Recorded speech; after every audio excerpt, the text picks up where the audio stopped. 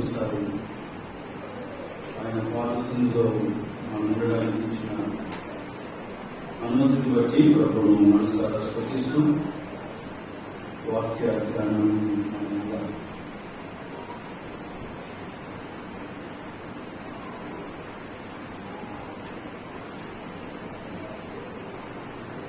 కాలము మనము దేవుని మందిరం, దేవుని సంఘం, ఆ సంఘం యొక్క మందిరం యొక్క విలువ మనం అర్థం చేసుకోవాలి అని చెప్పి ఉదయం మనం ఒక 3 విషయాలను జ్ఞాపకం చేసుకున్నాం. దేవుని మందిరంలో ఉన్న మనం దేవుని మందిరాన్ని భద్రపరచవలసిన బాధ్యత మన మీద ఉంది అని, మందిరమును కాయుట అన్నది దేవుడు మనకిచ్చిన ఒక ప్రాముఖ్యమైనటువంటి బాధ్యత. ఆ విషయాన్ని కూడా ఉదయకాలం మనం జ్ఞాపకం చేసుకుంటూ వచ్చాం. ఈ మధ్యాహ్నం వేళ మరికొన్ని సంగతులను వాక్య వెలుగులో మనం వినడానికి సిద్ధపడదాం. ప్రభు సహాయం కోరుతూ దైవ గ్రంథం నుండి ముందుగా 2 వచనాలు కొత్త నిబంధన గ్రంథంలో చదువుకుని వాటిని మన ముందుంచి సంగతులను జ్ఞాపకం చేసుకోవడానికి ప్రభు కృప మీద ఆధారపడి సాగుదాం. ముందుగా మొదటి వచనం యోహాను సువార్త 2వ అధ్యాయం. యోహాను సువార్త 2వ అధ్యాయం. యోహాను సువార్త 2వ అధ్యాయం నుండి కొన్ని వచనాలు ముందుగా చదువుతున్నాను. దయచేసి దైవ గ్రంథం కలిగిన వారు నాతో పాటు తెరిచి చూడవలసిందిగా మనం చేస్తున్నాను. బిగినింగ్ వర్స్ 13వ వచనం నుండి 17వ వచనం వరకు చదువుతున్నాను. 13వ వచనం నుండి 17వ వచనం వరకు. యూదుల పస్కా పండుగ సమీపింపగా యేసు యెరూషలేమునకు వెళ్లి దేవాలయములో ఎడ్లను, గొర్రెలను, పావురములను అమ్మవారును, రూకలు మార్చువారును కూర్చునుట చూచి త్రాళ్లతో కొరడాలు చేసి గొర్రెలను, ఎడ్లనన్నిటినీ దేవాలయం నుండి తోలివేసి రూకలు మార్చువారి రూకలు చలివేసి వారి బల్లలు పడద్రోసి పావురము అమ్మవారితో వీటిని ఇక్కడి నుండి తీసుకుని పోండి, నా తండ్రి ఇల్లు వ్యాపార కొట్లుగా చేయబడిన చెప్పాను. ఆయన శిష్యులు నీ ఇంటిని కూర్చున్న ఆసక్తి నన్ను భక్షించిన నీవు రాయబడి ఉన్నట్లు జ్ఞాపకం చేసుకునేది. రెండవదిగా అపోస్తలుల కార్యముల గ్రంథం 9వ అధ్యాయము. అపోస్తలుల కార్యముల గ్రంథం 9వ అధ్యాయం. మనమందరం ఎరిగిన లేఖనం 31వ వచనాన్ని చదువుకున్నాం. 9వ అధ్యాయము 31వ వచనం. కావున యూదయ, గలిలయ, సమరయ దేశములందంతటా సంఘము క్షేమాభివృద్ధి నందుచు సమాధానము కలిగి ఉండెను. మరియు ప్రభువునందు భయమును పరిశుద్ధాత్మ ఆదరణను కలిగి నడుచుకొనుచు విస్తరించుచుండెను. కలుంచని ప్రార్థించేదా చేరి వచ్చిన వారందరూ శ్రద్ధగా ఈ మాటను ఆలోచించడానికి ప్రభు సహాయాన్ని కోరుతున్నాను. నమ్మదగిన మాత్రమే పరిశుద్ధుడు అయిన దేవామి స్తోత్రం. మీ గ్రంథం దగ్గరికి వచ్చాం. విని మేలు పొందాలని, తృప్తి పొందాలని, సరిచేయబడాలని, తద్వారా మీ లేఖనంలో రాయబడినట్లుగా మరికొందగా మీ స్వామిత్వంలోనికి మార్చబడాలని ఇష్టపడుతూ ఉన్నా. ఈ మీ దాసుని మరుగుపరచండి. అవసరమైన మాటలు మాకు దయచేయండి. మీ కృప చేత జ్ఞాపకం చేసుకోవాలని ప్రార్థన చేస్తూ మహిమ, ఘనత, ప్రభావం మీకు ఆరోపిస్తూ బాప్తీసు సాక్ష్యం ఇచ్చిన 11 మంది మీ బిడ్డలను బట్టి మనసారా స్తుతిస్తూ వినపరుస్తూ ప్రభువైన యేసుక్రీస్తు నామమున స్తోత్రించి ప్రార్థించి వేడుకొనుచున్నాము తండ్రి. ఆమేన్. ఉదయకాలం మనము లేఖన భాగాన్ని మనము రాజుల గ్రంథంలో వచనాన్ని, జకరియా గ్రంథంలో మరొక వచనాన్ని చదువుకొని వాక్య ధ్యానాన్ని మనం విన్నాం. మధ్యాహ్నం కొంత కష్టతరమైన సమయమే, సంఖ్య కూడా తగ్గటం ఖాయమే. ఉన్న వాళ్ళైనా మీరు శ్రద్ధగా దేవుని మాటలు ఆలకించడం ఆశీర్వాదకరం. యేసుప్రభు రాలేదులేండి, అంటే వాళ్ళు లేరు కనుక ఏమైనా ఎత్తబడ్డారేమో అని భయపడాల్సిన అక్కర్లేదు. ప్రభు ఇంకా రాలేదు, మనం ఆయన రాకడ కొరకు ఎదురు చూస్తూ ఉన్నాం. దేవుని మందిరం అన్న ఈ విశిష్టమైన అంశం దేవుడు తన దాసుల ద్వారా మన ముందుకు తెస్తున్నాడు. అంటే దేవుని మందిర యొక్క ప్రాముఖ్యతను మనం గమనించాలి. దేవుని మందిరం అంటే దేవుని పిల్లలకు భయం ఉండాలి. వాక్యం ఏం చెప్తుంది అంటే, బైబిల్ గ్రంథంలో మన పితరులు అన్న వెంటనే, అంటే ఇశ్రాయేలు పితరులు అన్న వెంటనే ముగ్గురు గుర్తొస్తారు. ఎవరు చెప్పండి? అబ్రహాము, ఇస్సాకు, యాకోబు. ఈ ముగ్గురు తర్వాత ఒక ఉన్నతమైన స్థితిలో ఒక మాదిరికరమైన జీవితాన్ని జీవించి తన జీవితం ద్వారా నేటికి మనతో మాట్లాడుతున్న వ్యక్తుల్లో ఆ ముగ్గురి తర్వాత యోసేపు మనకు జ్ఞాపకం వస్తాడు. ఈ ముగ్గురు కూడా, అలాగే నలుగురు కూడా వారు ఉన్న స్థలాలు కొన్ని మనకు ప్రత్యేకంగా కనబడతాయి. ఉదాహరణకు యోసేపు 4 గృహాల్లో ఉన్నాడు. 4 స్థలాల్లో యోసేపు చరిత్ర మనం తెలుసుకుంటాం. యాకోబు 3 గృహాలు, ఒకటి తండ్రి గృహం, 2 మామ గృహం, 3వది దేవుని గృహం. ఈ 3 గృహాల్లో యాకోబు యొక్క ప్రవర్తన చూస్తాం. 4 గృహాల్లో యోసేపు ప్రవర్తన మనకు కనబడుతోంది.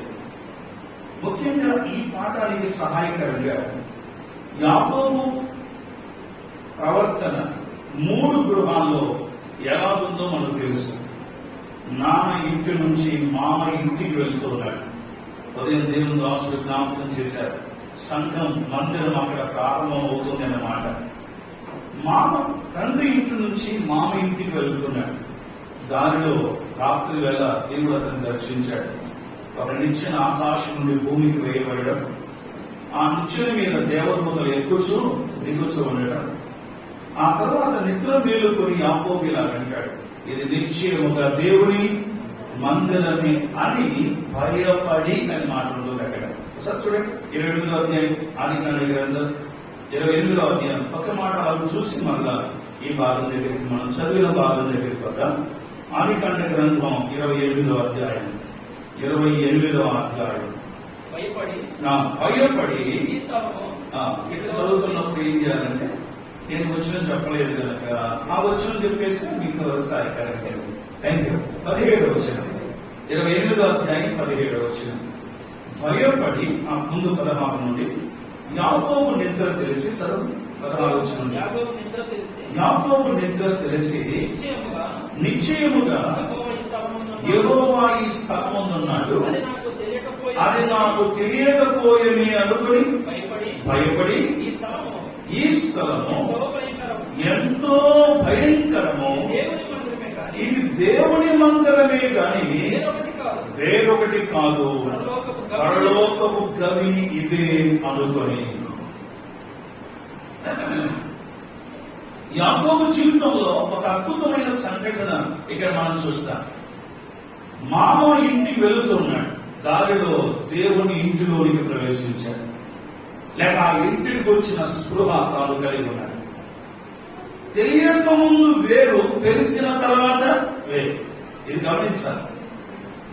దేవుని మందిర విలువ తెలియనంత కాలం విచ్చలవిడిగా ఇష్టానుసారంగా మాట్లాడవచ్చు. నేను ఉదయం ఒక మాట చెప్పాను అనుకుంటున్నాను. దేవుని మందిర వాల్యూ, విలువ తెలిస్తే మనం వాల్యూని పెంచాం. దేవుని మందిరాల్లో కొన్నిసార్లు ఎట్లుంటుందో తెలుసా, ఇష్టం వచ్చినట్టు మాట్లాడుతూ ఉంటారు. ఇది దేవుని మందిరం, దేవుని సంఘం. అనే స్పృహ లేక అనే ఆలోచన కొదవైన వారు రకరకాలుగా ప్రవర్తిస్తూ ఉంటారు. యాకోబుకు తెలిసింది, అయ్యో నాకు తెలియకపోయేనే అనుకుని, ఆ మాట మీరు గమనించారు కదా, ఆలోచనలో నాకు తెలియకపోయేనే అనుకుని ఏం చేస్తున్నాడు, భయపడి, ఇది స్థలం ఎంతో భయంకరం, ఇది దేవుని మందిరమే గాని వేరొకటి కాదు అని చెప్పినట్లుగా మనం చదువుతాం. కాబట్టి ఇప్పుడు ముందున్న పాఠంలోకి వెళ్ళక ముందు మరోసారి మనలో మనం ప్రశ్న వేసుకుందాం. నిజంగా దేవుని మందిరానికి, అంటే దేవుని మందిరంలో వచ్చినప్పుడల్లా మనసులోకి ఏం రావాలి, ఏం దాని అర్థం ఏంటి, దేవుని సంఘం. దేవుని సంఘములో ఉన్న నేను, దేవుని మందిరములో చేర్చబడిన నేను. ఆ మూడు పదాలు గుర్తున్నాయా? ఒకటి ఫస్ట్ పదం నాటబడుట, రెండవది చేర్చబడుట, మూడవది ఆతుతోబడుట. అలాంటి కృపను ప్రభు మనకి ఇచ్చాడు కనుక దేవుని మందిరం, దేవుని సంఘం అంటే భయపడాలి. మన ఇష్టానుసారంగా జీవించే స్థలం మాత్రం కాదు, ఇది నా ఇల్లు కాదు అనేది మనసుకు స్థిరపడిపోవాలి. అప్పుడు దేవుని మందిరానికి మనం ఇవ్వవలసిన విలువ, దేవుని మందిరంలో మన ప్రవర్తన ఎంత ఆశ్చర్యకరంగా ఉంటుంది, ఆశీర్వాదకరంగా ఉంటుంది. దేవుని మందిరంలో చేర్చబడ్డడం మహా గొప్ప భాగ్యం అయితే, దేవుని మందిరంలో చేర్చబడిన మనం మన బాధ్యతలు కూడా మర్చిపోకూడదు. అదే కదా ఆరంభంలో ఉదయకాలం కూడా చదవబడిన 2-3 దఫాలుగా దేవుని మందిరంలో, జీవగల దేవుని సంఘములో జనులు ఎలాగో ప్రవర్తింపవలెనో అది నీకు తెలియకుండా నాకు ఇష్టం లేదు. ఒక సంఘానికి ఇక్కడ గమనించాలి, జాగ్రత్తగా గమనించాలి. ఎలాగో ప్రవర్తించాలో పౌలు ఎవరు చెప్తున్నాడు? ఈ పత్రిక రాసింది ఎవరికి? తిమోతికి రాశాడు. తిమోతి అప్పటికి ఆ సంఘంలో ఏమై ఉన్నాడు? తిమోతి ఎఫెసీ సంఘంలో ఏమై ఉన్నాడు అంటే ఒక కాపరిగా ఉన్నాడు, పెద్దగా ఉన్నాడు, అన్నింటినీ సరిచేసే వ్యక్తిగా ఉన్నాడు, పౌలు చేత నియమించబడిన వ్యక్తిగా ఉన్నాడు. ఇప్పుడు నియమించబడిన వాడికి, ఈ మాట మీరు మనసులో పెట్టుకోవాలి, నియమించబడిన వాడికి అనుభవం కలిగిన, దేవుని యొద్ద నుండి ప్రత్యక్షత పొందిన పౌలు చెబుతున్నాడు, ఇదిగో ఇలాగుండా. ఇవి సంఘానికి బోధించుమా. దేవుని సంఘంలో బాధ్యత కలిగిన వారు బోధిస్తున్నప్పుడు ఆ బోధను పరీక్షించడం, పరిశీలించడం వింటున్న వారి యొక్క బాధ్యత. పౌలు లాంటి సీనియర్లు చెప్తే కూడా బెరియా సంఘస్థులు ఏం చేసేటప్పుడు, ఈయన సీనియర్ కదా, పర్వాలేదు కదా, సైజ్ ఎక్కువ ఉన్నాడు, సీనియర్ కదా, కాబట్టి సైజ్ ఎక్కువ సీనియర్ గా ఉన్న మాటలు వినడం లేదు బైబిల్లో. ఏం బ్రదర్, ఈ పిల్ల బచ్చ మొన్న వచ్చారు, వాళ్ళు చాలా సీనియర్ కదా బ్రదర్ అంటే కావచ్చేమో, దేవుడి స్తోత్రం, వాళ్ళకి వందనాలు. కానీ సీనియర్ చెప్పినా, ఎంత అనుభవం కలిగిన వాడు చెప్పినా, వింటున్న వాళ్ళు చేయవలసిన ప్రాముఖ్యమైన పని ఏంటో తెలుసా? అలాగూ ఉన్నవో లేవో అని సంవత్సరానికి ఒక్కసారి, అంతేనా? లేదా అలా ఉన్నవో లేవో అని ప్రతిదినము లేఖనములను పరిశోధిస్తారు. వాళ్ళు ఇప్పుడు కనెక్షన్ పోకుండా జాగ్రత్త పడాలి. దేవుడి సంఘములో బాధ్యత కలిగిన తిమోతికి పౌలు చెప్తున్నాడు, అయ్యా తిమోతి, సంఘంలో ఇలా ఉండాలి, పెద్దలు పరిచారకులు ఇలా ఉండాలి. ఈ విషయాన్ని తిమోతి ప్రస్తావించాడు, రాశాడు. తిమోతి సంఘములకు తెలియజేయాలి. కాబట్టి సంఘములో బాధ్యత కలిగిన వాళ్ళు, లేక బోధకులు, పరిచారకులు, మరెవరైనా సరే బాధ్యత కలిగిన వారు నిలబడి ఒక మాట చెబుతూ ఉన్నప్పుడు సంఘస్థులు చేయవలసిన పని ఏంటో తెలుసా? నంబర్ 1, అర్థం కాకపోతే పరిశీలించి అర్థం చేసుకోవాలి. నంబర్ 2, రెండవది, ఒకవేళ అర్థం కాకపోతే చెప్పే వ్యక్తిని వ్యక్తిగతంగా అడిగి తెలుసుకోవాలి. మూడవది, అది లేఖనానుసారమైతే 100% తప్పక విధేయత చూపించాలి. లేఖనానికి విరుద్ధంగా చెప్పే పెద్దల మాట వినమని బైబిల్లో ఎక్కడ లేదు. అర్థమవుతుంది మాట? లేఖన ప్రకారం బోధిస్తున్న వాళ్ళ మాట ఖచ్చితంగా వినాలి. అలా కూడా పౌలు తిమోతికి రాస్తున్నాడు, తిమోతి, సంఘములో నుంచి వచ్చాను, ఎఫెసీ సంఘములో నిన్ను పెట్టాను, సంఘాన్ని సరైన తోవలో, సరైన దారిలో నడిపి ప్రవర్తించవలసిన బాధ్యత నీ మీద ఉంది కనుక తిమోతి ఇదిగో ఇలాగో ప్రవర్తించమని చెప్పాలి అన్నాడు. అవి పిల్లగా రండి, లోపలికి రావడం ఎంత గొప్ప భాగ్యమో, లోపలికి వచ్చిన మనం ఆ బాధ్యతను మాత్రం విస్మరించడానికి వీల్లేదు. రండి, మనం చదువుకున్న భాగం ఇప్పుడు శ్రద్ధగా రెండు పదాలు, ఆ పదాలను గురించి మనం ఇప్పుడు ఈ మధ్యాహ్నం ధ్యానం చేయబోతున్నాం. 2వ వచనం చదివాం. మొదట ఫస్ట్ వచనం ఏంటి చెప్పండి? ఏ గ్రంథంలో చదువుకున్నా? మర్చిపోయారా? వెరీ గుడ్, గట్టిగా చెప్పండి. అంటే మీరందరూ వింటున్నారు అన్నమాట, చాలా మంది ఉన్నారు. యోహాను సువార్తలో ఫస్ట్ రెఫరెన్స్ చదివాము, 2వ రెఫరెన్స్ ఎక్కడ చదివాము? అపోస్తలుల కార్యాలు చదివాము. సరే, ఇప్పుడు ఈ 2 రెఫరెన్స్లకు 2 పదాలు పెట్టుకుందాం. యోహాను సువార్త 2వ అధ్యాయంలో మందిర శుద్ధి, అపోస్తలుల కార్యాలు 9వ అధ్యాయంలో మందిర వృద్ధి. ఒకటి శుద్ధి, రెండవది చెప్పాలి వృద్ధి. మళ్ళీ నంబర్ 1 మందిర శుద్ధి, నంబర్ 2 మందిర వృద్ధి. ఈ రెండిట్లో ఫస్ట్ ఏం చేయాలి? వృద్ధి ముఖ్యమా, శుద్ధి ముఖ్యమా?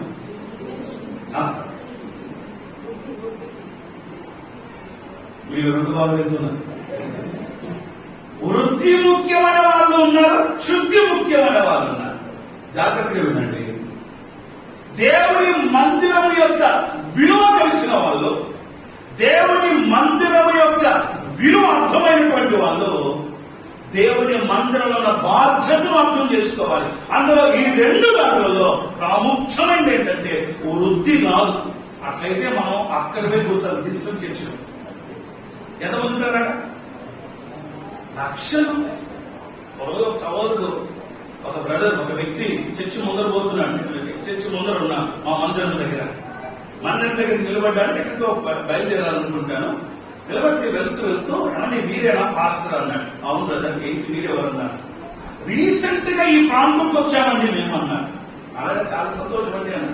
ఎవరంటే వాళ్ళు లోపలికి వచ్చేసిన మా చర్చికి వచ్చేయండి అనే కథ కుదరదు, బైబిల్ లెక్క, అది బైబిల్ పద్ధతి కాదు. నేను అలాగా బ్రదర్ అన్నాను. అదేమండి మిమ్మల్ని అడుగుతున్నాను, మీ చర్చికి ఎంతమంది వస్తారు అండి? దాంతో నీకెందుకు అన్నా, కొంచెం మంచి నంబర్ అంటే రావాలనుకుంటున్నాను బ్రదర్. ఎక్కువ మంది వస్తే రావాలనుకున్నాను. నువ్వు ఆ చర్చికి పోయేటోడి మామూలుగా అంటే పలానా చర్చి మర్యాద అడిగో, ఇంటికి రావాలనుకుంటున్నావు. నువ్వు ఎక్కడ రక్షించబడ్డావు ఉదయం మనం విన్నాం కదండి. నాటి నీళ్ళు తీసారు, నాటి ఆడ తీసి వాడలేదు. మంచి మాట నాటుకుంటే పోతే ఆ శక్తిగానం అవుతుంది.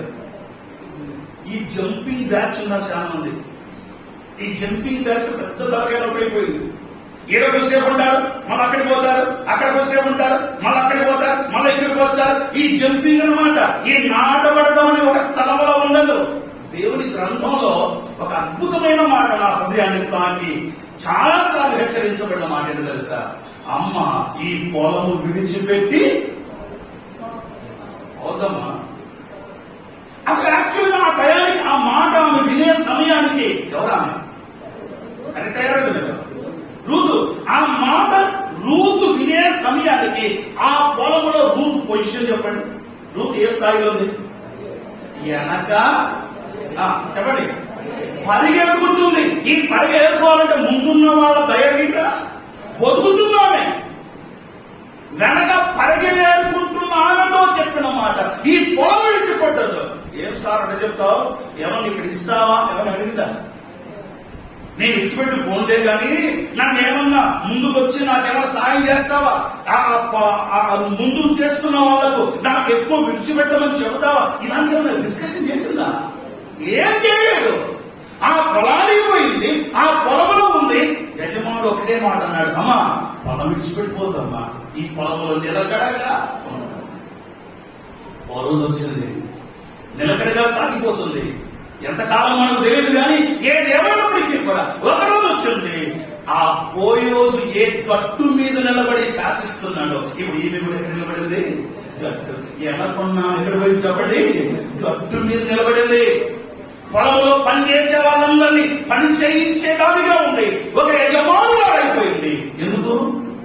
ఈ పొలంలో ఆ పొలంలో ఒక రోజు, ఇంకో పొలంలో ఇంకో రోజు, వారం అంతా అయిపోయిన తర్వాత ఏం బాగాలేదు, మళ్ళీ మా చచ్చిపోదా, మళ్ళీ ఈడొక రోజు, ఇలా అక్కడక్కడ కానీ అక్కడ ఇక్కడ బ్యాచ్ ఉన్న వల్ల వినండి, జీవితంలో ఎప్పటికీ మీరు మేల్కొనలేదు. ఎవరినైనా ఎప్పటికీ మేల్కొనలేదు.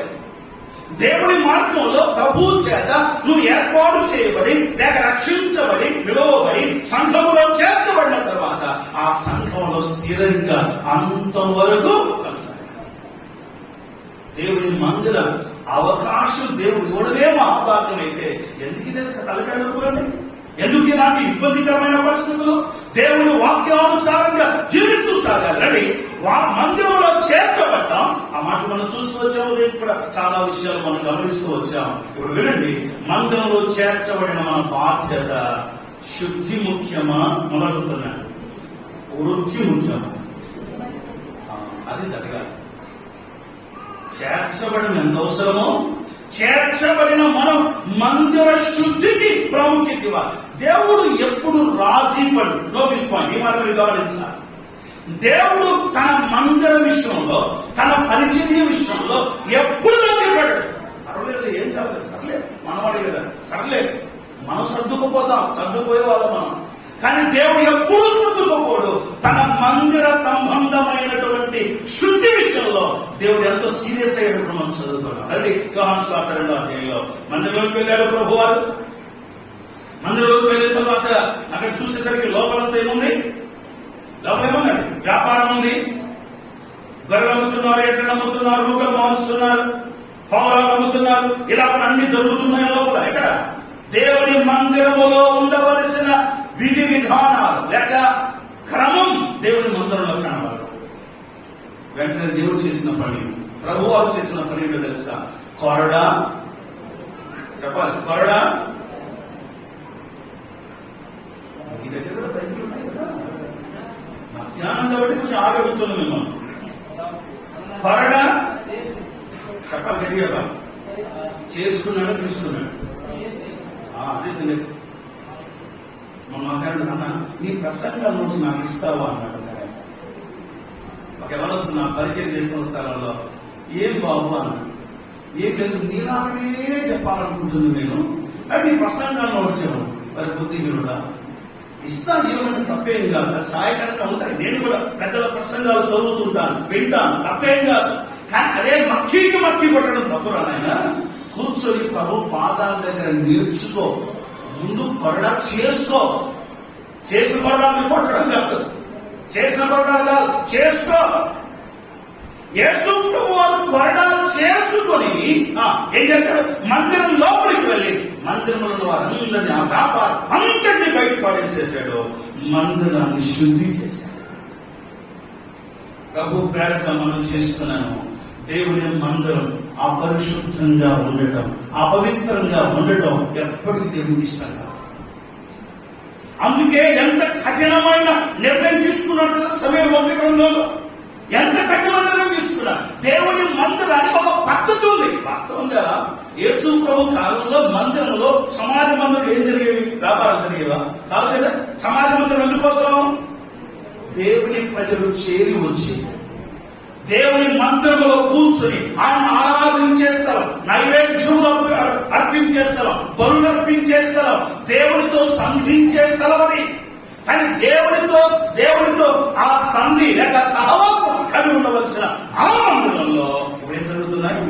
వ్యాపారము జరుగుతుంది. దీన్ని ఈ విధంగా గుర్తు చేసుకున్నాం, ఈ విధంగా జ్ఞాపకం చేసుకున్నాం. వినండి, దైవ మందిరములో ఉన్న క్రమాన్ని మీరి వారు ఇష్టానుసారంగా లోపల వ్యాపారం పెట్టేది, అంగడి పెట్టేశారు లోపల. దేవుడు ఓర్చుకోలేదు. ఇది కొత్త నిబంధన గ్రంథంలో. రండి, పాత నిబంధన గ్రంథంలోకి వెళ్దాం. సమయం మొదటి గ్రంథంలో ఏముంది? సమయం మొదటి గ్రంథం. అక్కడ దేవుడు తీసుకున్న ఆ నిర్ణయాన్ని మీరు గమనించండి. సమయం మొదటి గ్రంథం దేవుడు ఎంతో సీరియస్ గా తీసుకుంటాడో ఆ మాట మీరు జ్ఞాపకం చేసుకోవాలి. ఒక్క వచనంలో మధ్యలో ఒక స్టేట్మెంట్ ఒకటి చదువుతాను, అంత చదవాలి. సమయం మొదటి గ్రంథం 2వ అధ్యాయము 25వ వచనంలో మధ్యలో ఉన్న ఒక్క మాట చదువుతున్నాను. వినాలి, బైబిల్ తీయగలిగితే, అదర్వైజ్ వినండి జాగ్రత్తగా. సమూయేలు మొదటి గ్రంథం 2వ అధ్యాయం 20వ వచనంలో యెహోవా వారిని సంపదలచి ఉండెను. చెప్పండి మరోసారి ఉందా చెప్తున్నా. దేవుడు ఏం చేయాలనుకున్నాడు వాళ్ళను? యెహోవా వారిని సంపదలచి ఉండెను. అండి ఇది నిజంగా అర్థమైతే నా వైపు చూడండి, నా వైపు చూడండి, అమ్మ నిద్రపెట్టి ముగ్గురు నా వైపు చూడండి. ఇది ఖచ్చితంగా నిజంగా అర్థమైతే నా వైపు చూడండి. ఒకసారి దేవుడి కోసం దేవుడట ఆనాడు సమూయేలు మొదటి గ్రంథంలో ఎవరిని? మందిరం బయట వాళ్ళని కాదు, మందిరం బయట వాళ్ళందరినీ దేవుడు కాపాడతాడు. దుర్మార్గులైన కాపాడతాడు, దుష్టులైన కాపాడతాడు. అవునా? దేవుడు వారికి ఇంకా ఆయుష్ను ఎక్కువ ఇస్తాడు. ఎందుకో రక్షించబడి దేవుడి సంఘంలో చేరాలని. కానీ నమ్మిన మనం కొంచెం లైన్ తప్పితే మాత్రం ఆయన చంపేస్తాడు. ఆయన తీసుకునే నిర్ణయం కఠినమైంది. ఏం దేవా ఇది చదువుతుంటే అడిగిన దేవుని అంటే మాట్లాడుతూ చదువుతుంది, ఏం ప్రభువా ఏం దేవా ఇంత కఠినమా నీవు అంటే దేవుని వాక్యం చెబుతాం తెలుసా? అది అతి పరిశుద్ధమైన మందిరం. పరిశుద్ధమైన మందిరంలో ఒక పద్ధతిని ఒక క్రమాన్ని దేవుడు పెట్టాడు. ఏలి ఇద్దరు కుమారులు ఒప్పి ఫినెహాసులు యాజకత్వ సంబంధమైన కుటుంబంలో జన్మించిన ఆ స్పృహ లేకుండా బతికినందువలన దేవుడు చంపేశాడు కూడా దేవుడు. ఎందుకు దేవుడు ఇంత కఠినంగా నిర్ణయం తీసుకున్నాడు తెలిసే ఇక్కడ సమూయేలు గ్రంథంలో ఇక 2 విషయాలు ఉన్నాయి. 2 విషయాలు, ఆ 2 విషయాలు నోట్ చేసుకోండి, విషయాలు గమనించండి. నంబర్ 1, వారు క్రమం తప్పినందువల్ల. అంతవరకు ఏ క్రమం అయితే వస్తుందో, మామూలుగా మాంసం అంట అంటే ఆ పద్ధతిలో వాళ్ళు అర్పించిన టైంలో ఆ దినాలలో పద్ధతి పెట్టారు. ఒక క్రమం ఉంది అక్కడ మందిరంలో. అన్నాటి నుండి ఒక క్రమాన్ని పెట్టారు పెద్దలు. దేవుడు వాక్య ఆధారంతో ఇదిగో ఉడుకుతుండగా ఆ దొరువు దహించిన తర్వాత సోంసో ఇలా చేయాలి, ఇది క్రమం. కానీ ఒప్పి ఫినాన్స్ ఏం చేశారు? హలో, రౌడీజం చేసేవాళ్ళు. ఆ పద్ధతి వాడు తప్పేం కాదు, అంతే కదా. రౌడీజం చేశారు. ఏం రౌడీజం చేశారు? ఇస్తారా లేదంటే మేము వచ్చి లాక్కోవాలా? చూడండి ఎంత మంచి పరిచయం తెలుసుకోవాలి. చాలా సంతోషంగా పరిచారకులు ఏమంటున్నారు? పరిచారకులు ఏమంటారు? ఇది వాళ్ళతో మాట ఉంటుండే కదా. 16 చూడండి, ఈ క్షణం ముందే వారు ప్రభుత్వ హిందూ తర్వాత నీ మనసు వచ్చినంత వరకు తీసుకోవచ్చని వానితో ఆ మనిషి చెప్పిన ఏడలా. అయ్యా మనకు క్రమం ఉండగా ఈ మనసుని తీసుకోవాలి అంటే లేక ఈ కార్యం జరిగించాలి అంటే ఈ పద్ధతి ఒకటి ఉంది, ఈ క్రమం ఒకటి ఉంది. దీని ప్రకారం కొంచెం ఆగండి అయ్యా, కడుగు తగ్గించిన తర్వాత మీరు తీసుకుంటారయ్యా అంటే వాళ్ళు ఏమంటారు చూడండి. ఆ పదార్థంలో గమనించండి. ఏమంటారు చూడండి వాళ్ళు, అలాగవద్దు ఇప్పుడే ఇవ్వలేను. ఎన్నో వచ్చిన 16 వచ్చిన 2:16 సమూయేలు మొదటి గ్రంథం. అలాగవద్దు ఇప్పుడే ఇవ్వలేను. చదవండి. లేని ఎడల బలవంతము చేత తీసుకుందామనెను. ఏం చేద్దాం? కొన్నిసార్లు బలవంతమైన కార్యాలు జరుగుతున్నాయి. నేను ఉదయకాలం జ్ఞాపకం చేశాను కదా, బలించేట కాదు, బలవంతంగా కాదు, బలాలు నిరూపించుకునే అసెంబ్లీ కానిది, బలాలు నిరూపించుకునే బదాలు కానిది. వారు బలవంతంగా లాక్కున్నారు. నంబర్ 1 క్రమం తప్పారు. నంబర్ 2 పరిశుద్ధత తప్పారు, అపవిత్రతలోకి వచ్చేస్తారు. మీరు చూడండి 17వ వచనంలో వారి పాపము యెహోవా సన్నిధిని బహు గొప్పదాయను. వారు చేసిన పని కూడా భయంకరమైన పని జరిగిస్తున్నట్టుగా మనం చదువుతున్నాం. చాలా విచారకరమైన భయంకరమైన పాపంలో వారు దిగజారిపోయినట్లుగా అపవిత్రత, అక్రమం దేవుడు ఎన్నడూ ఓర్చుకోబెట్టారు. మాట చెప్పనివ్వండి, మీరు విన్నారో వినలేదు నాకు తెలియదు, కానీ వరుసగా ఒక మాట చెప్తున్న శ్రద్ధగా వినాలి. మన బ్రదర్ అసెంబ్లీస్ ఈ మధ్య కాలంలో జోష్ మహేష్ గారు అద్దెకి వచ్చినప్పుడు కూడా అద్భుతంగా తెలియజేశారు. దేవుని సంఘ క్రమాలు తెలియజేశాడు. ఆ వీడియోస్ కూడా లైవ్ యూట్యూబ్ లో ఉన్నాయి, మీరు చూడవచ్చు. జాగ్రత్త ఏమండి మాట, దేవుని మందిరం, మనం దేవుని మందిరం, మనం కూడుకునే సంఘం, మిగతా సంఘాల లాంటిది కాదు. కానీ ఈ దినాల్లో ఏ సమస్య వచ్చిందంటే మిగతా సంఘాల ప్రభావం, ఆ ఇంపాక్ట్ మన సంఘం మీద పడుతున్నాయి.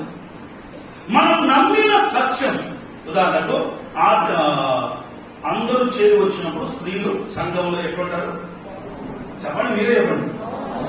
ఎందుకు మౌనంగా ఉన్నారు? ఓకే, మనం ఆరాధన ప్రతి ఆదివారం చేస్తాం. బల్ల కార్యక్రమం ప్రతి ఆదివారం చేస్తాం. సంఘంలో ఒక పెద్దలు, పరిచారకులు అనే ఒక పద్ధతి ఉంది. ఇవన్నీ ఎక్కడి నుంచి వచ్చాయి? ఇదేమో మనుషులు ప్రారంభించింది కాదు. దైవ గ్రంథమైన బైబిల్లో ఉన్న మాట ప్రకారం ఉన్నది ఉన్నట్టుగా మనం జరిగిస్తున్నాం. ఇది అర్థం కాకపోతే అడగాలి. ఎవరిని? స్థానికులు అడగాలి. అక్కడ నుంచి క్లియర్గా రాకపోతే వాళ్ళకి అనుభవం కలిగిన వాళ్ళని అడగాలి. మనం అనుసరిస్తున్న క్రమం 100% వాక్యానుసారమైన క్రమం. ఈ మాట ఎందుకు ఇంత విషయంగా చెప్తున్నాను? ఇంకా బాగా చెప్పాలి, ఇంకా విషయంగా చెప్పాలనిపిస్తుంది. కానీ నా టాపిక్ అది కాదు. ప్రభుత్వమైతే దేవుడి సేవకుల ద్వారా తర్వాత మీరు వినండి. సంఘం ఎందుకు ఈ క్రమాన్ని దేవుడు మనకి ఇచ్చాడు? క్రొత్త నిబంధన సంఘ సత్యములను మనం తేటగా అర్థం చేసుకోవాలి. మనకు దేవుడు ఇచ్చిన ఈ క్రమంలో ఏ మనుషుని యొక్క సొంత ఆలోచన పెట్టడానికి వీలు లేదు. యోహాను 3:10 చెప్పండి. ఇది కూడా ఇంత సభ చెప్తే బాగా దర్శించండి. నేను చెప్పండి, యోహాను సువార్త 3:10 త్వరగా చెప్పాలి. దేవుడు లోకమును ఓకే, అంత మీకు వచ్చినట్టే. మొదటి యోహాను పత్రిక 3:10 చెప్పండి. ఇదే సరిగా రాలేదు, అదే వస్తుంది. ఆయన మన నిమిత్తము తన ప్రాణం పెట్టిన కనుక దీని వలన ప్రేమ ఎట్టిదో తెలుసుకోవచ్చున్నాం. బాగుంది. 3 ఫిలిప్పీ పత్రిక 3:10 చెప్పండి. ఈ 2 రావు సరిగా అదే వస్తుందంట. ఆయనను ఇప్పటి వరకు చూసుకొని మీరు బయట, ఆయనను ఇప్పటి వరకు మనకు లభించిన దానిని బట్టి క్రమముగా నడుచుకుందాము. ఫిలిప్పీ పత్రిక 3:10. ఆయనను ఇప్పటి వరకు మనకు లభించిన దానిని బట్టి క్రమముగా నడుచుకుందాం. ఈ క్రమానికి ఎవరు ఏది చేర్చాల్సిన అక్కర. ఇంకా మాట వినండి. నీ సలహా ఈ క్రమానికి అక్కర్లేదు. ఇది చేద్దామన్నా, ఇది చేయండి అన్నా, ఇది చేయండి ఏది చెప్పేది. బైబిల్లో ఉన్న మాట ప్రకారమే సమస్తం సాగుతారు. ఒకవేళ ఈ స్థానిక సమయం కాదు, ఎక్కడైనా సరే, ఒకవేళ తర్వాత మీతో వారు విన్నప్పుడు ఇప్పుడు చెప్తున్నాను, మా బ్రదర్ అండ్ అసెంబ్లీస్ లో ఉన్న సంఘ క్రమముకు మించిన శ్రేష్టమైన క్రమం ఏ మందిరాల్లో లేదు. ఇంత ఉన్నతమైన క్రమం, దేవుడిచ్చిన క్రమం, కొత్త నిబంధన సంఘం, కొత్త నిబంధనలో రాయబడిన క్రమం, మన పితరుల ద్వారా మనకు అందించబడిన ఈ క్రమం, దీన్ని దాటిపోకండి. దేవుడు సీరియస్ అవుతాడు. ఒక మనుషుడు సీరియస్ అయితే ఏం పెద్ద ఇష్యూ లేదు. ఆయనకంటే నేను ఎక్కువ సీరియస్ అవుతాను. కానీ దేవుడు సీరియస్ అయితే, దేవుడు కోపగిస్తే ఎవరు చెప్పండి. అందుకే ఎప్పుడైనా దేవుని మందిర శుద్ధి ముఖ్యం. అందుకే మన ప్రియ ప్రభువారు చేసిన పని ఏంటో చూడండి. 2 యోహాను సువార్త 2వ అధ్యాయం. ఆ 2 మాటలు జ్ఞాపకం చేస్తున్నాను. యోహాను సువార్త 2వ అధ్యాయం గమనించండి. దేవుని మందిరానికి ఒక క్రమం ఉంది. క్రమశిక్షణ చర్య కలిగి ఉన్న ఏ సంఘమైనా శుద్ధి చేయబడుతుంది. శుద్ధి చేయబడాలంటే క్రమశిక్షణ చర్య తప్పక అవసరం. క్రమములకు మీరడం అన్నది ఖచ్చితంగా. కొన్నిసార్లు ఈ క్రమశిక్షణ చర్య అనేటువంటిది కొంతమందికి చాలా కఠినంగా అనిపిస్తుంది. ఉదాహరణకు మాట చెప్తారు. ఒక సహోదరుడు సంఘంలో అపవిత్రుడిగా ఉన్నాడు. నేను సహోదరుని కనుక సహోదరుడు ఉదాహరణ చెప్తాను. ఒక సహోదరుడు మందిరంలో అపవిత్రంగా ఉన్నాడు. మనకు తెలిసింది సంఘ పెద్దలకు. ఏం చేయాలి? నాకు మామ అవుతాడు. అపవిత్రుడు ఏమవుతాడు? నాకు మామ అవుతాడు. ఏం చేయాలి? మా మామనే కదా అనుకుంటే అయిపోయేది కదా. దేవుడు నన్ను అడుగుతాడు, నీ అపవిత్రతను బట్టి సంఘంలో కొంతకాలం వెనుక కూర్చో, దేంట్లో పాల్పొందొద్దు, రా కూర్చో వెళ్ళిపో. అంతవరకు ఏమీ దాంతో పాల్పొందడానికి లేదు. ఈ నాకును నేను నిర్ణయం చేశాను. దాన్ని ఏమంటారంటే క్రమశిక్షణ చర్య అంటారు. ఎందుకు క్రమశిక్షణ చర్య? క్రమం ఏంటి?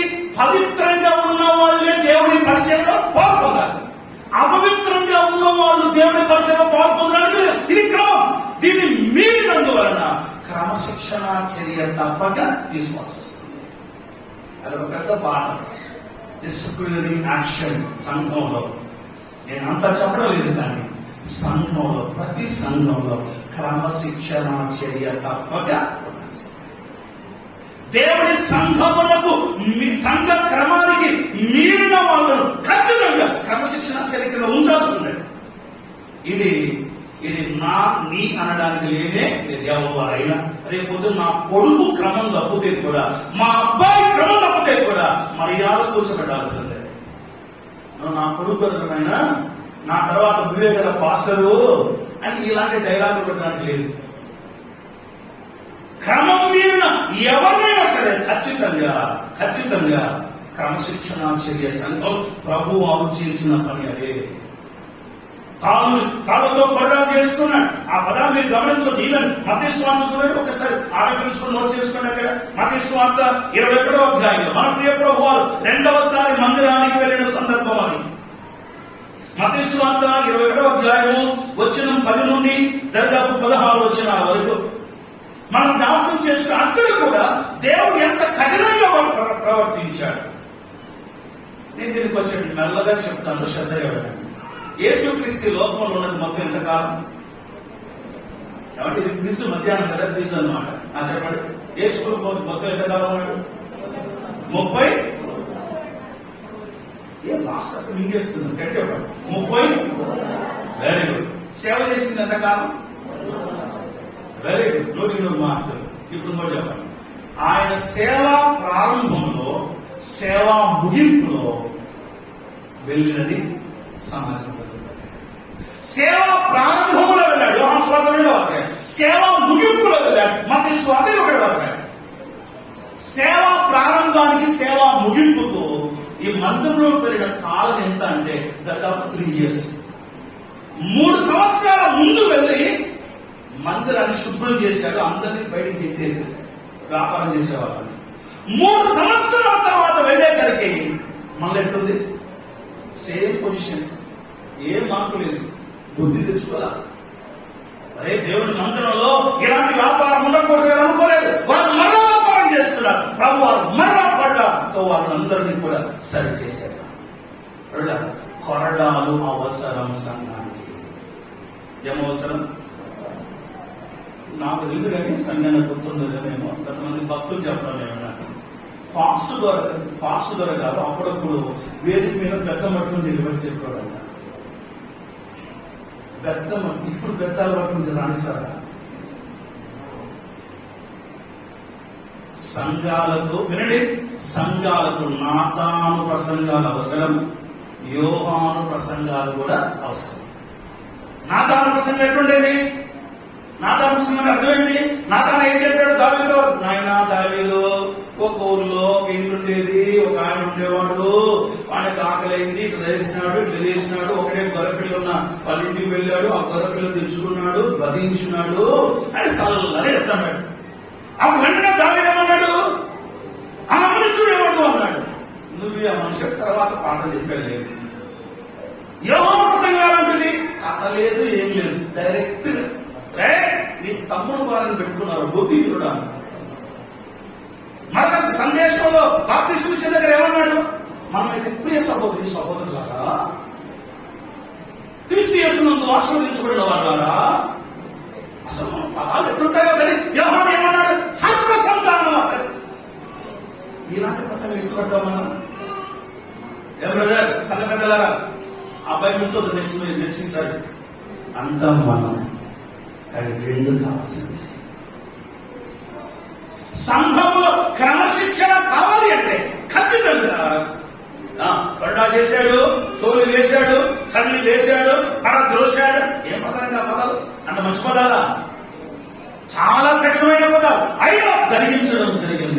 సో సంఘం శుద్ధి కావాలి అంటే సంఘంలో నంబర్ 1 క్రమశిక్షణ చర్య ఖచ్చితంగా అర్థం కాకపోతే రాత్రి వరకు ఉంటాం. ఆయన చేసే అప్పుడు సంఘం చాలాసార్లు వస్తూ ఉంటాడు. మీరు ఎప్పుడైనా అడగచ్చు. నేను మొదలు చెప్తున్నాను, మనం పాటిస్తున్న సంఘ క్రమం ఇది మీకు అర్థం కాకపోతే అడగండి. లేఖన ఆధారముతో లేఖనాలను చూపిస్తారు సేవకులు. అంతేగాని నాది జరగాలనుకోవడం మాత్రం ఎంత మాత్రం విషయం అంటారు. నంబర్ 1 క్రమశిక్షణ చర్య సంఘంలో అవసరమై ఉంది అనే విషయాన్ని లేఖనం మనకు తెలియజేస్తా ఉంది. ఇక చాలా సెలవులు ఉన్నాయి, కానీ నేను ముందుకు వెళ్తున్నాను. క్రమశిక్షణ కావాలి సంఘములో అంటే ఖచ్చితంగా లేఖన భాగమును బట్టి జ్ఞాపకం చేస్తున్న సంగతి ఏంటో తెలుసా? దేవుడి మందిరంలో ఖచ్చితంగా క్రమశిక్షణ చర్య తప్పక అవసరం. కొరింథీ మొదటి పత్రిక 2వ మాట అక్కడ ఒక్కసారి అలా జ్ఞాపకం చేసి నేను వస్తాను. చూడండి, సంఘంలో క్రమశిక్షణ చర్య అవసరం. ఏ విధంగా? ఒకటి సంఘం శుద్ధి చేయబడాలి అంటే ఒకటోది క్రమశిక్షణ చర్య ఖచ్చితంగా సంఘంలో ఉండవలసి ఉంది. దీన్ని పాటిస్తే క్షేమం. చిన్న ఎగ్జాంపుల్ చెప్తాను. హైదరాబాద్ నేను చదువుతున్న దినాల్లో మందిరానికి వెళ్ళేవాడిని. ఆ మందిరంలో ఒక పెద్ద ఆయన, చాలా పెద్ద ఆయన, సైజ్ అట్లే ఉంటుంది, మనిషి కూడా అంతే అన్నమాట. పెద్ద ఆయన. ఇద్దరు వారి ఇంట్లో ఉన్న పిల్లలు క్రమమైన వివాహంలో పాల్గొనలేదు. నేను పదవి వాడుతున్నాను. సంఘంలో ఉన్న పెద్దలు అన్నారు, అయ్యా సంఘంలో బల్ల పరిచారకుని పరిచయం చేయడం వస్తావు కదా, కానీ నీ ఇంటిలో సరైన పరిస్థితి లేనందువలన, వాక్యానుసారమైన క్రమంలో నీ పిల్లలు లేనందువలన నీవు మందిరంలో వెనక కూర్చోవాలి, పరీక్షలలో పాలు పొందడానికి లేదు అని చెప్పారు. ఆయన ఎంత సీనియరో, ఎంత లావు ఉంటాడు, సౌండ్ కూడా అంతే ఉంటుంది అన్నమాట, నోరు కూడా అంతే ఉంటుంది. దేశాలు కూడా గట్టిగా మాట్లాడాడు. సంఘ పెద్దలు మెల్లని స్వరంతో మాట్లాడారు. నువ్వు ఈ టాప్ ఎగిరిపోయేంత మాట్లాడవచ్చు, కానీ క్రమశిక్షణ చర్యని మీరు తీసుకున్నాము, దానికి విధేయత చూపితే మందిరంలో ఉండో, లేకపోతే నీ ఇష్టం చెప్పేసి వింటారా? వినండి. 4 నెలలు నెమ్మదిగా కూర్చున్నాడు. వెళ్ళిపోతూ వచ్చాడు. తట్టుకోలేకపోయాడు 4 నెలలు. ఎందుకంటే ఎప్పుడు చెప్దామా, ఎప్పుడు నిలబడదామా, ఎప్పుడు చేద్దామా, ఈ తొందరపాటు మనిషి అన్నమాట. ఇక తట్టుకోలేక 4 నెలలు రాకముందే దాదాపు ఆఖరిలో ఓపిక పట్టలేక ఇంకో మందిరానికి వెళ్ళిపోయాడు. ఈ రోజు వరకు వేరే మందిరం వెళ్ళిపోయాడు. ఆ తర్వాత పరలోకంలో వెళ్ళండి. ఏం చేద్దాం? క్రమశిక్షణను దయచేసి స్వీకరిద్దాం. నీ బిడ్డ తప్పు చేస్తే 4 ఏట్లు వేస్తా, 4 దెబ్బలు వేస్తా. సంఘం కూడా అంతకంటే చేస్తాం. అందుకని క్రమశిక్షణ చర్య సంఘంలో ఎన్నడూ నిర్లక్ష్యం చేయవద్దని ప్రేమతో మనం చేస్తారని కొరింథీ మొదటి పత్రిక 1వ అధ్యాయం. సంఘంలో క్రమశిక్షణ చర్య ఉండాలి. సంఘములో కలహములు ఉండడానికి వీల్లేదు. సంఘములో కలహములకు తాము ఉండడానికి వీల్లేదు. పౌలు అపోస్తల కార్యంలో అపోస్తల పౌలు గారు కొరింథీ సంఘములకు చెప్పిన ఈ అద్భుతమైన హెచ్చరికలు సామాన్యమైనవి కావు. ఒకసారి ఒక మాట గమనిద్దాం. చూడండి, ఆ కొరింథీ మొదటి పత్రిక 3వ అధ్యాయము 3వ వచనం చదవండి. 3వ అధ్యాయము 3వ వచనం. మీరు అసూయలు కలహములు ఉండగా శరీర సంబంధులైన మనుష్య రీతిగా నడుచుకునేవారు కారా? ఒక నేను పౌలు వాడను, మరొక నేను అపోల్లో వాడను అని చెప్పినప్పుడు ఇప్పుడు ఆయన నిలబడిదా మధురు? ఒక నేను పౌలు వాడను, నేను మరొక అపోల్లో వాడను అని చెప్పినప్పుడు మీరు ప్రకృతి సంబంధులైన మనుషులు. నేను ఇప్పుడు క్వశ్చన్ వేస్తున్నాను, మళ్ళీ తీసుకుంటూ మళ్ళీ జవాబు. పౌలు ప్రకృతి సంబంధుడా, ఆత్మ సంబంధుడా? పౌలు గారు, అపోస్తల పౌలు గారు గట్టిగా. తర్వాత ఇంకేం పేరు ఇక్కడ? అపోల్లో ప్రకృతి ప్రకృతి సంబంధుడా ఆత్మ సంబంధుడా? అపోలో ఆత్మ సంబంధుడు. తప్పేం కాదు, అవునా? ప్రకృతి సంబంధం కాదు. పేతురు ఆత్మ సంబంధుడా ప్రకృతి సంబంధుడా? ఆత్మ సంబంధం. నాయకులు వీళ్ళందరూ ఇప్పుడు ఏం చేస్తున్నాడు? ఈ మాట మీరు గమనించారా? కొరింథీయులు ఏం చేశారంటే, హలో ఇది ఏ బ్యాచ్ అని, మా బ్యాచ్ సార్, అట్లా మీరే బ్యాచ్, ఈ బ్యాచ్ సార్. వీళ్ళు చెప్పుకునే వాళ్ళు దేవుని సేవకులే. వాళ్ళు ఏమొచ్చినాడు? ఒకవేళ మీరు అలాగున నేను ఫలానా అంటున్నారంటే మీరు ఇంకా శరీరం నొరగొట్టాలి. శరీరాన్ని మీరు నొరగొట్టలేదు కనుకనే శరీరం చేస్తున్నారు. సోదరులు అసలు పౌలు ఎంత అద్భుతమైన కంక్లూజన్ ఇస్తాడు తెలియదు. ఏంటో నాయన మా పేరు చెప్పుకుని గందరగోళం అట్టున్న ఆత్మీయ నాయకుడు. మనం చెప్తున్నాను జాగ్రత్త కాని మాట.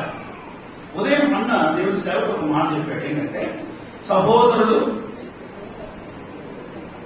మర్చిపోయినారా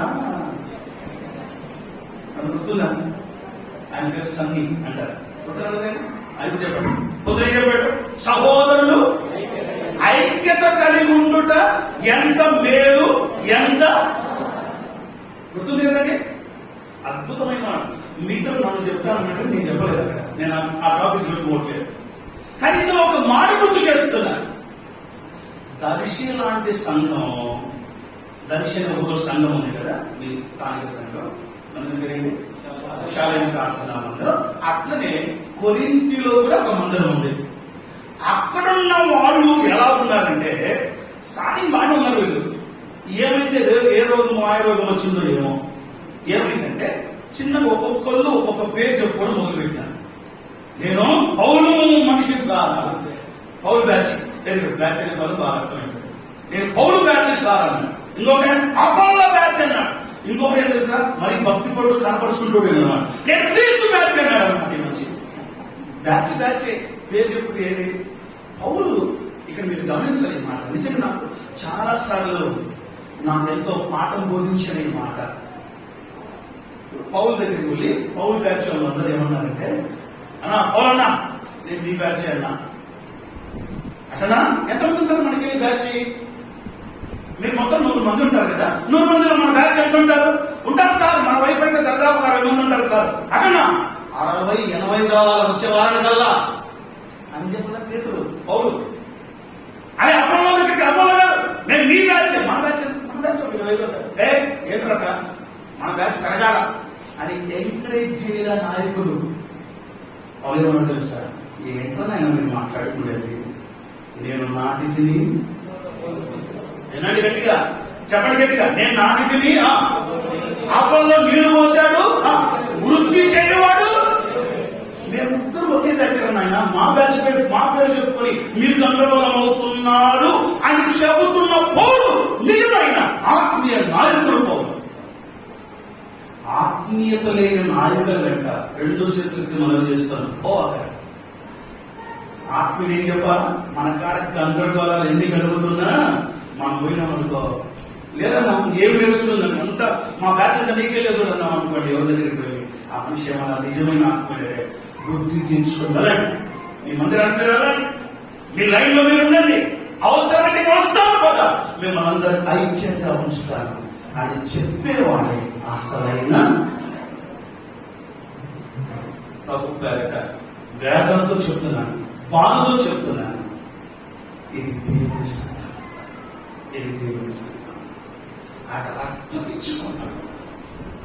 చిన్న విలువ కాదు ఇది, ఆఫ్టర్ కూడా కాదు, వాల్యూ ఇది విలువనేది కాదు, కేర్లెస్ గా చూసేది కాదు. ఇంత విలువైన మందిరాన్ని గందరగోళించారు. రోజు హాస్టల్కి వెళ్ళాను. నేను మా ప్రియ సహోదరుడు ఇస్రాయేల్ అని సేవకుడు ఉంటాడు, ఆయన కూతురు అక్కడ ఉంది. హాస్టల్కి వెళ్ళాను. వెళ్ళిన తర్వాత మా వేరే వాళ్ళ ద్వారా తెలిసింది వాళ్ళ కూతురుకు జ్వరం వచ్చి అనారోగ్యంగా ఉందని. సరే ఆ బ్రదర్ నా దగ్గరికి వచ్చాడు. ఇద్దరం కలిసి బండి మీద వెళ్ళాం, కార్ తీసుకుని వెళ్ళాం. వాళ్ళ కూతురు అనారోగ్యం ఉంటుంది కదా, ఇంటికి తీసుకొద్దాం, హాస్టల్ ఇంటికి తీసుకొద్దామని వెళ్తే వెళ్ళి బాగా నుండి మాట అది ఆత్మీయంగా చాలా పాఠం బోధించింది అతను నాకు.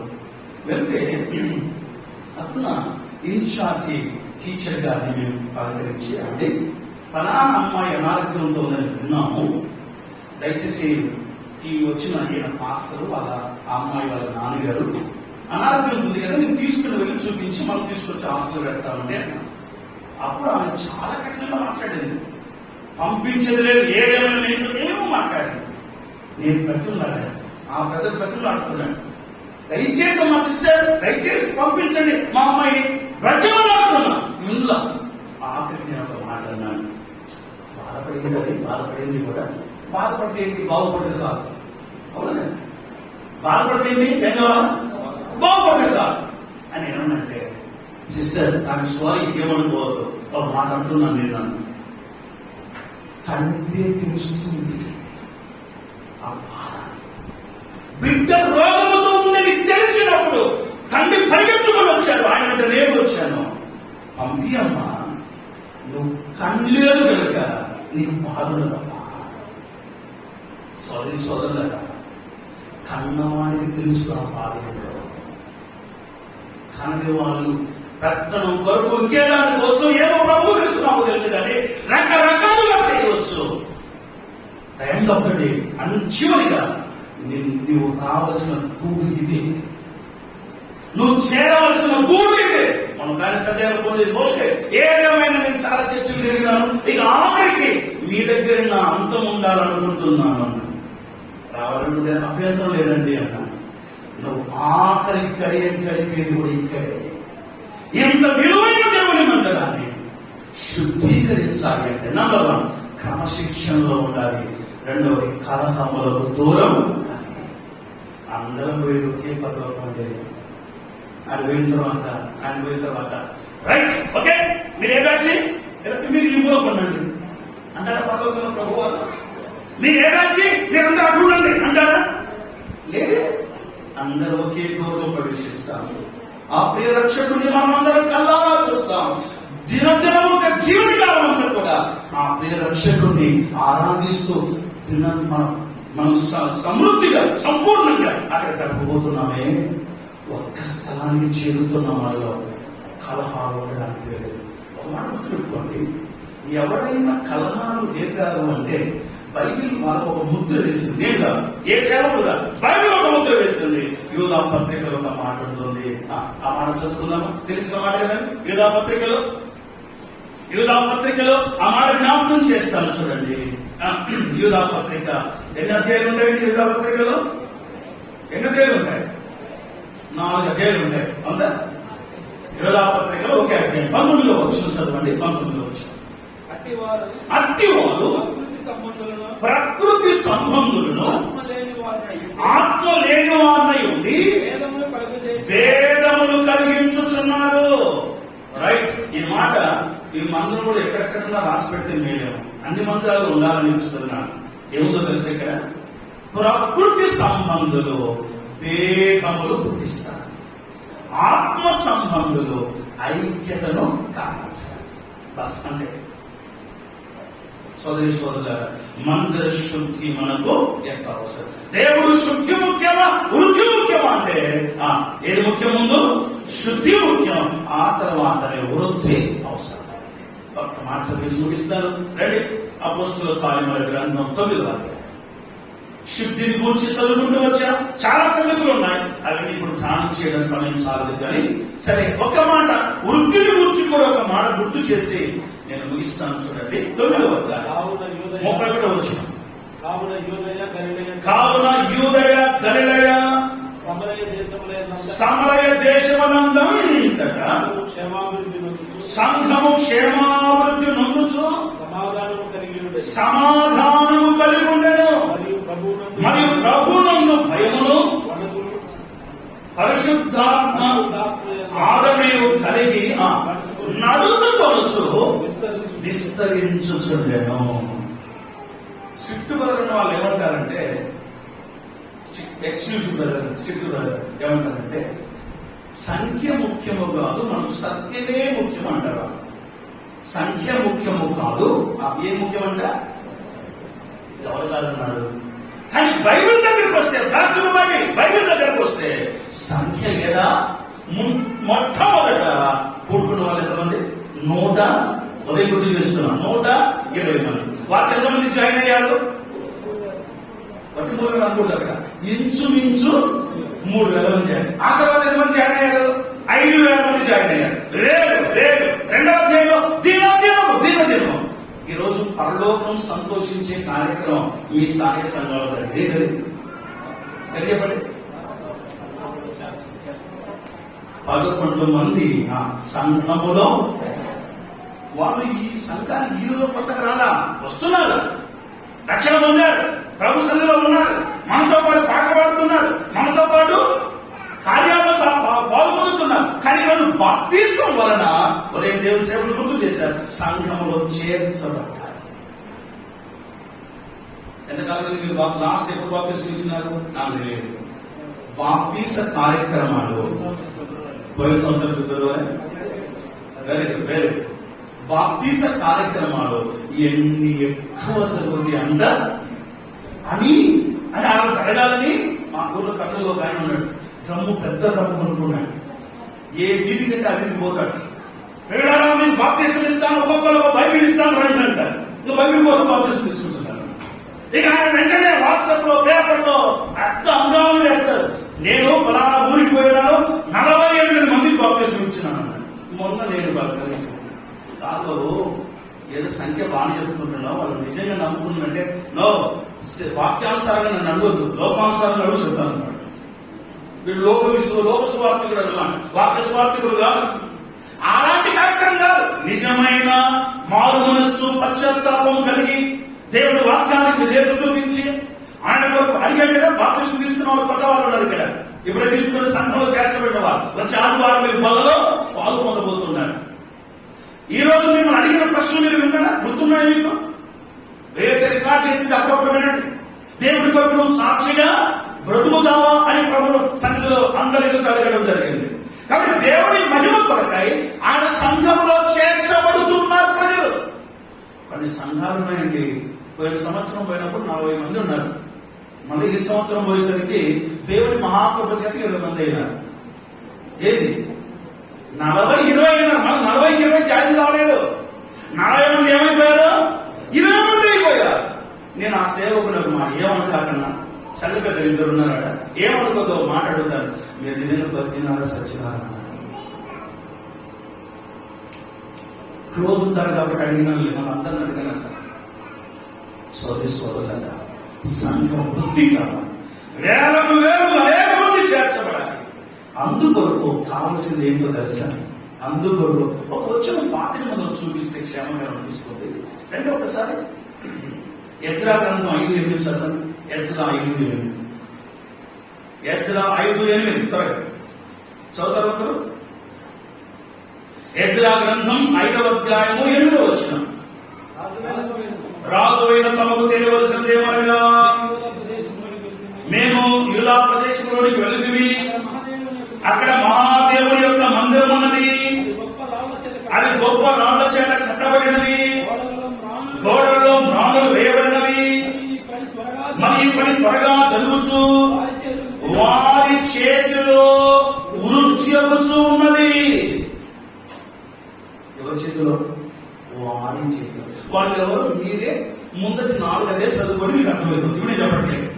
కానీ మందిరము క్షేమాభివృద్ధి చెందాలి అంటే అపోస్తలుల కార్యాలు అంతకుముందు ఎట్లా వచ్చినారన్నా? వాళ్ళు ఏమన్నా ఈ దినాల్లో ఉన్నారు కదా. ఒక్కొక్క రోజు ఒక్కొక్క నవ్వు చూడండి మీరు చూడాలి. ఒక్కొక్క రోజు ఒక బ్యాక్గ్రౌండ్ చూసుకొని బ్యాక్గ్రౌండ్ కోసం పెట్టి ఉంటారు కొంతమంది. మరి కొంతమంది ఆ సంఖ్య కోసం పోయే వాళ్ళు ఉంటారు. ఆ జిమ్మిక్కులు ఏమీ చేయలేదు. ఆదిమ సంఘం. రోజు చిన్నప్పుడు మా జనత అంటే నా కుమారుడు, అప్పుడు ఎంతమంది ఉన్నాం? దాదాపు ఒక 50-60 మంది లోపల ఉన్నాం. ఆ దినాలు అంతే, 100 లోపల ఉన్నాం. మన చర్చికి కూడా చాలా మంది రావాలంటే ఇక్కడ థమ్స్అప్ ఇవ్వబడిన రాద్దామా బయట అన్నాడు వాడు. ఇక్కడ థమ్స్అప్ ఇవ్వబడిన రాద్దామా అన్నాడు. దేవుడు అర్థం వచ్చిందంటే ఆ చర్చికి చాలా మంది పోతుంటారు నాన్న, థమ్స్అప్ ఇవ్వబడిన రాస్తే చాలా మంది వస్తారు కదా. ఈ థమ్స్అప్ లో చర్చి కాదు మనది, వాక్య సత్యాన్ని కలిగి దేవుడి స్తోత్రం. ఈరోజు విస్తారంగా దేవుడు మనుషులు ఇచ్చాడు, విశ్వాసులు ఇచ్చాడు. సంఘం వాళ్ళ వృద్ధి కావాలి అంటే ఒకే ప్రాముఖ్యమైన మాట ఏంటి తెలుసా? మీరు చదువుతారండి అపొస్తలుల కార్యంలో, వారు చేరి వచ్చి స్వార్థ ప్రకటించారు, వారు చెరసాల్లో స్వార్థ ప్రకటించారు, వారు చెదిరిపోయి స్వార్థ ప్రకటించారు. ఈ మూడు పదాలు రాసుకోండి. అపొస్తలుల కార్యం ఎక్కడున్నాయి మీరు ఎత్తుకోండి కదా, మీకు పోవాలి. ఒకటి, చేరి వచ్చి స్వార్థ ప్రకటించారు. రెండు, చెరసాల్లో స్వార్థ ప్రకటించారు. మూడవది, చెదిరిపోయి స్వార్థ. స్వార్థ సంఘ అభివృద్ధిలో ప్రాథమిక. ఇప్పుడు మేము అడుగుతున్నాం, ఈ స్థానిక సంఘానికి స్వార్థ పరిచర్య ఎప్పుడు ఉంది? ఉంటే సంతోషం, లేకపోతే సాక్షి. వారపు కూడికలన్నింటిలో కూడా ఈ మధ్య స్థలానికి వెళ్తే అన్నీ ఉన్నాయి. ఆదివారం రొట్టె విరిచే అద్భుతమైన పదం రాసేవాళ్ళు. ఆదివారం రొట్టె విరిచే కార్యక్రమం పొద్దున 9 చిన్నపిల్లల కార్యక్రమం సాయంత్రం 4 స్త్రీల మీటింగ్ బలాన దినం, తర్వాత బైబిల్ స్టడీ, తర్వాత యూత్ మీటింగ్, అన్నీ ఉన్నాయి. ఆ వరుసలో సువార్త పరిచర్య లేని సంఘ పెద్దలు పిలిచి అడిగాను, అన్న వారంలో ఒక్క దినమైన స్వార్థ లేదని. అన్న మేము చాలా బిజీ అన్నా, మేమందరం ఉద్యోగస్తామన్నా, మనం ఎవరు చూసుకున్నాం ఈ బాధ్యత? ఎవరు చూసుకున్నారు? కనుక మేము ఎప్పుడో 2 నెలలకో 3 నెలలకో ఒకసారి స్వార్థ చేస్తున్నామంటే, నన్ను 2 నెలలుగా 3 నెలలు చేస్తున్నాను కదా, ఓ 2-3 సంవత్సరాల తర్వాతనో, ఒక 20 సంవత్సరాల తర్వాతనో సంఘంలో ప్రజలు ఉండాలన్నా. సంఘానికి సువార్థీకరణ తప్పక అవసరం. 2 గుర్తుపెట్టుకోండి, ఒక ఎవాంజలిజం, 2 డిసైపుల్షిప్. ఇంగ్లీష్ చెప్తున్నాను. ఒకటి సువార్థీకరణ, ఎవాంజలిజం, రెండవది డిసైపుల్షిప్, శిష్యరికం. ఈ 2 సంఘంలో 100% ఉండాలి. ఎవాంజలిజం ఉండి డిసైపుల్షిప్ లేకపోతే, సువార్థీకరణ ఉండి శిష్యరికం లేకపోతే సంఘం ఎదగదు. సంఘం ఈ 2 సమపాలలో ఉండాలి. ఉన్నాయా సంఘాల్లో? సంఘం సువార్త. మొన్న ఒక ఆయన వచ్చినట్టు పెద్ద ఆయన సేవకుడు ఏమన్నా ఇప్పుడు ఏదో సమావేశం మార్చడం, అదే తమ్ముడు మార్చాము. ఇంతకుముందు ఉదయం వచ్చేవాళ్ళు స్వార్థకులు అందరూ వచ్చేసి 2 గంటల భోజనం పెడతాం, 4 గంటల ఎవరి దారి వాళ్ళు తిరిగిపోయేటోళ్ళు, ఏం స్వార్థ లేదు, బాధ అయింది అందువల్ల సాయంత్రం పెట్టాము. ఇంతకుముందు ఉదయం కూడా ఏ స్వార్థ లేనప్పుడు గర్భామల 70 మంది వచ్చేవాళ్ళంట, ఇప్పుడు 30 మంది వస్తున్నారు. రాత్రి ఇప్పుడు సాయంత్రం కూడా ఇది స్వార్థ మీది కరపత్రం ఇవ్వంచడం, ఇలాంటి కార్యక్రమాలు జరగడం అంటే సాంఘాల పరిస్థితులు. నేను ఉదయం చెప్పాను, ఏసే అక్కడ సమీపంగా ఉంది, మనకి ఎక్కువ ఛాన్స్ లేదు. స్థానికుల ఒకవేళ చేస్తుంటే సంతోషం, చేయకపోతే ఒక పని ప్రారంభించండి. ఆదివారమో లేక అనుకూలమైన దినమో, వారంలో దినం సంఘమంతా వెళ్ళండి. ఊళ్ళో కరపత్రిక తీసుకోండి, ఒక్కొక్కింటికి ఒక కరపత్రిక ఇవ్వండి. స్వార్థ ప్రకటన వీధిలో మీకు చెప్పడానికి అనుకూలత లేకపోతే ఆ దరిదాపుల్లో సహాయకరంగా ఉండే సేవకులు పిలుచుకోండి. స్వార్థ వీధుల్లో నెలకు 2, 3, 4 సార్లు ప్రకటించాలి. స్వార్థ ప్రకటన ఆగిపోకముందే స్వార్థతో ఈ గ్రామాన్ని, పట్టణాన్ని నింపి వెళ్తాం. సంఘ వృద్ధి ఎక్కడ దొరుకుతుంది? సంఘ వృద్ధి ఏమో మంచి మందిరం కంటే కాదు వచ్చేది. సంఘ వృద్ధి స్వార్థీకరణ ద్వారా మాత్రమే రావాల్సింది. ప్రభు కొరకు అలాంటి పరిచయం చేస్తూ ముందు దినాల్లో దేవుని మహిమ కొరకై జీవించడానికి దేవుడు తప్పక ఈ స్థానిక సంఘాన్ని ప్రభుత్వం కాక ఈ రాత్రి స్వార్థ మీటింగ్ లో విన్నాను. చిన్న పని చెప్తున్నా మీకు. ఒక్కొక్కరు ఒక్కొక్క కొత్తలను తీసుకొచ్చి కూర్చోబెట్టారు. హలో, నీవు మీ ఇంటి పిల్లలు, మీ పిల్లలు, మీ భార్యను, భర్తని మీ కూడా కూర్చోండి, ఓకే, వద్దాం లేదు. కానీ మీ తరఫున ఒక్కరినైనా కొత్త పిలిస్తే. ఒకరోజు స్వార్థ చెప్పడానికి నందిగుర్తుల్లో వీరి స్వార్థ చేసి చాలా ఎండ క్రితం ఒక సెంటర్ వచ్చింది. సెంటర్, ఆ సెంటర్ లో మార్కెట్ ఒక ఆయన అనుకున్నాడు, మార్క్, మా నాన్నగారు చాలా శాసిస్తారు అంతే, గట్టి చెప్తే వినాల్సింది మర్యాద. మార్క్ ఇట్లా అన్నాడు.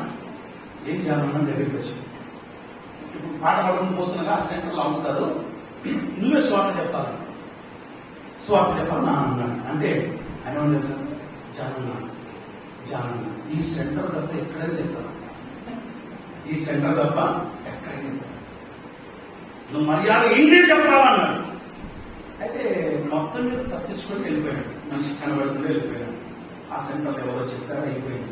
అంత అయిన తర్వాత మందిర దగ్గరికి వచ్చాం, స్వార్థం అయిపోయిన తర్వాత. వచ్చిన తర్వాత ఈ మార్క్ అంటే వెనక కూర్చుని నాన్న ఎక్కడ కనపడతాడు, నాన్న కనపడితే వాళ్ళు గట్టి వదులుతాడు, వెనక కూర్చుని నాన్న సామాన్యుడు కాదు, మార్క్ లే అన్నాడు. ఆ సెంటర్లో ఎందుకు స్వార్థ చెప్పలేదు వచ్చి మైకిల్ చెప్పాలి, చెప్పు ఎందుకు చెప్పలేదని. వచ్చా నాన్న కట్టిన వేస్తాను. ఆ సెంటర్లో నేను బాబీ చేసి ఒక 3 ఏళ్ళు అయితే కట్టలేదంట. ఒక షాప్ లో బాబీ చేసి 3 ఏళ్ళు కట్టలేదంట. ఇప్పుడు ఆడ మైకి తీసుకొని వాడు వస్తాడు బాబీ.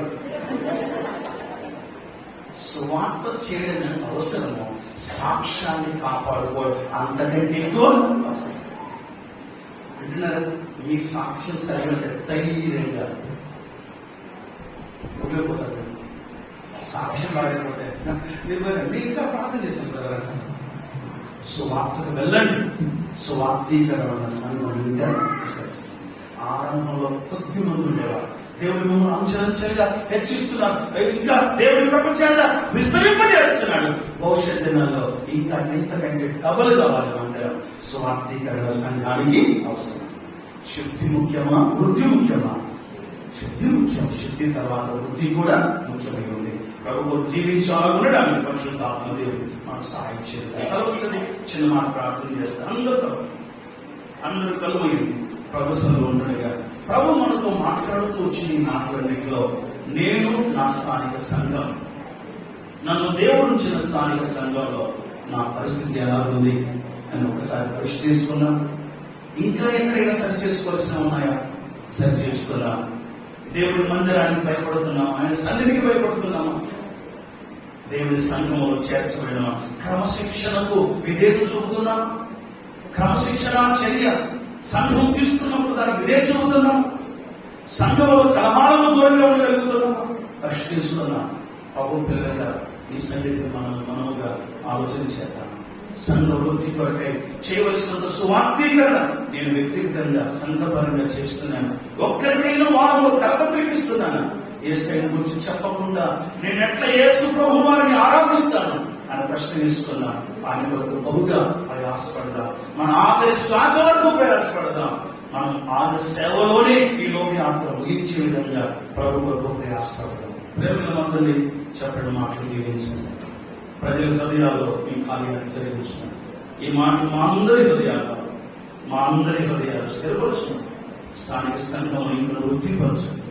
అంతకంటే ముందుగా శుద్ధిపరచి వృద్ధిపరచి మీ కొరకు ముందుకు సాగుతుంది. మీరు మాకు తోడుగా ఉన్నందుకు స్తుతిస్తున్నాం. రాత్రి పరిచయకు మీ దాసులను సిద్ధపరచండి. ప్రభువైన యేసుక్రీస్తు నామమున స్తోత్రించి ప్రార్థించి వేడుకొనుచున్నాము తండ్రి.